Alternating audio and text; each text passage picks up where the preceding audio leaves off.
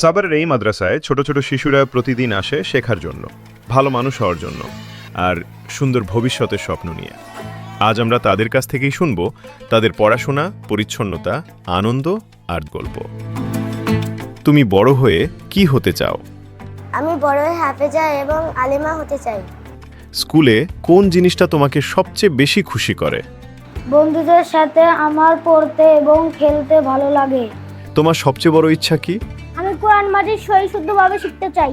তুমি কি খাওয়ার আগে হাত ধোও? হ্যাঁ, আমি খাবার খাওয়ার আগে হাত ধুই। হাত ধোয়া কেন জরুরি বলে তুমি মনে করো?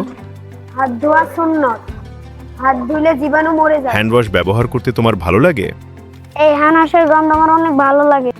এই শিশুদের হাসি, তাদের স্বপ্ন আর ছোট ছোট ভালো অভ্যাসই আমাদের ভবিষ্যতের আলো। ভালোবাসা, শিক্ষা ও পরিচ্ছন্নতার পথে আমরা তাদের পাশে আছি। Enterprises Limited. We build quality.